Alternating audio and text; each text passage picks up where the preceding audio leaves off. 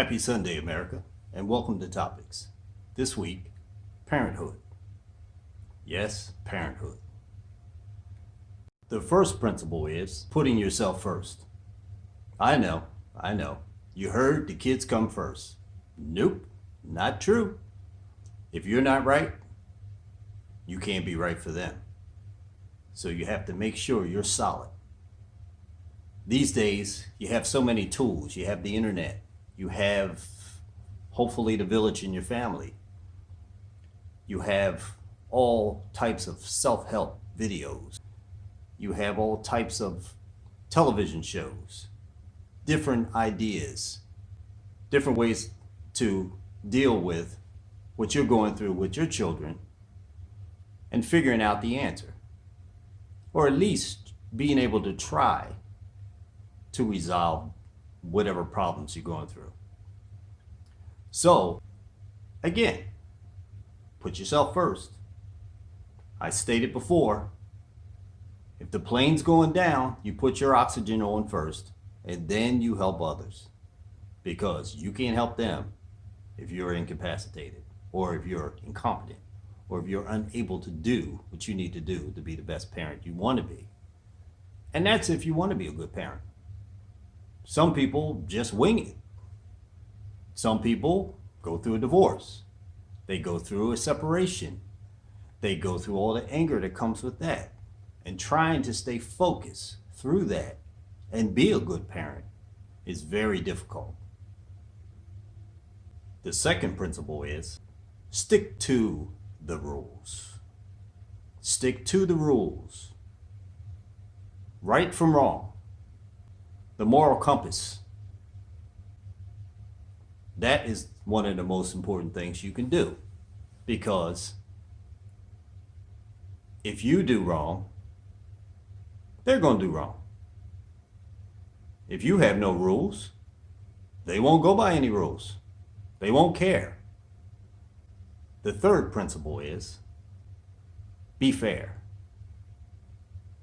My parents were tough, but they were fair.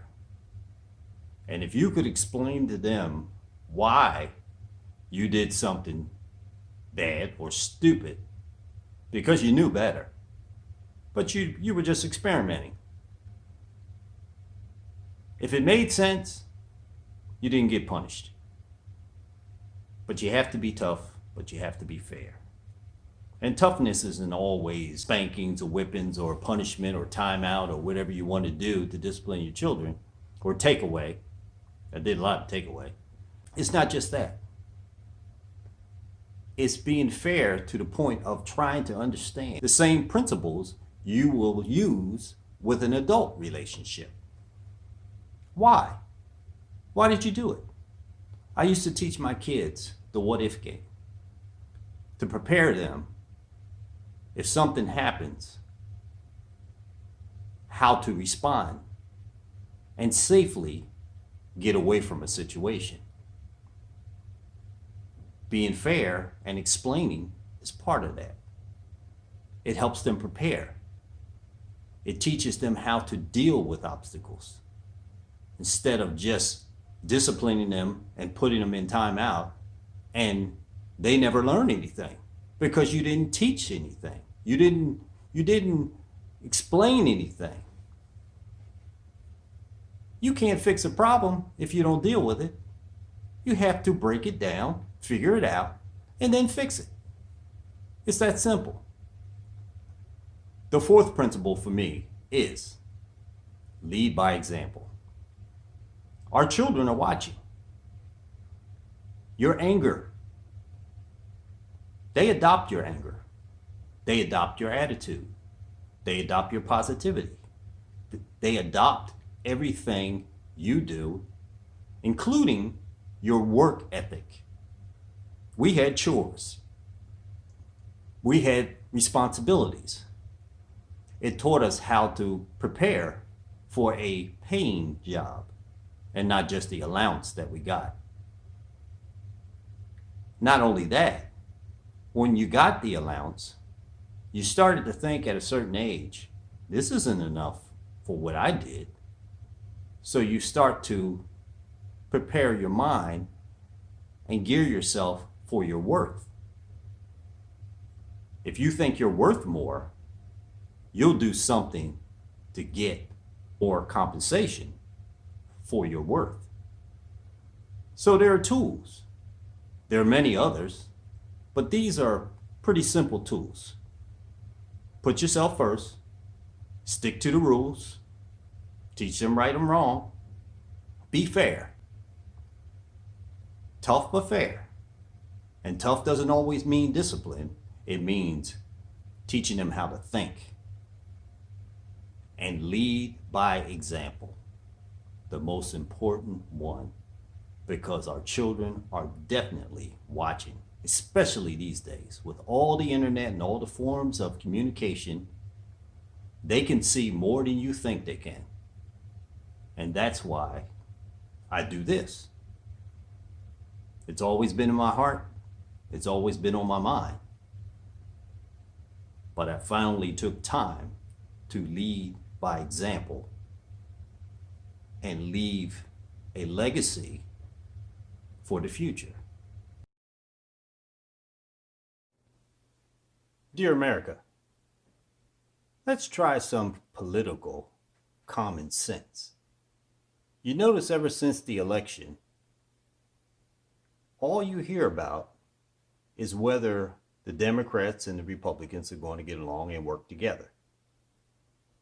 Well, the Democrats put a proposal on the table, and the Republicans are already complaining about it being too expensive.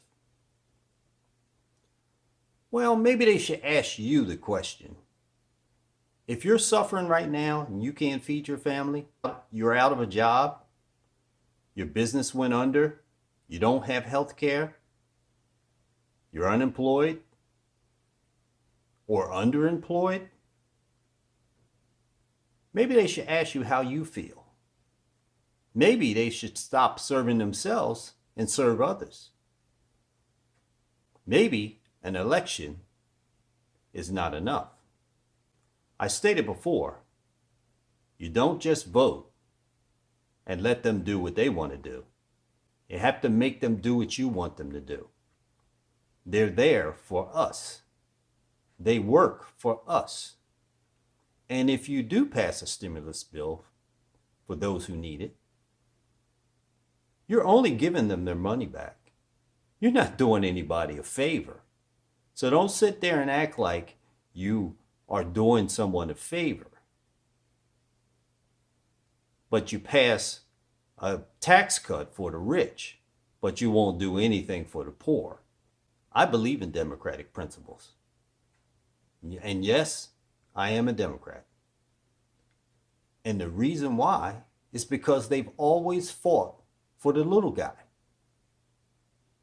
Even my union membership, they've always fought for the little guy, the working class. They cared about the working class. And they still do. So, if the Democrats have to just push everything through that they want to push through, let's do it. Have at it. Let's go. Because America is waiting for you to make a decision. You can only negotiate so far, and then you have to do what you need to do. It's just that simple. People are tired of waiting. And the stimulus that they gave us before was not enough. It was not enough. If it was, there wouldn't be food lines. There wouldn't be unemployed. There wouldn't be businesses going under. It's our job to push politicians forward for our interest and not theirs.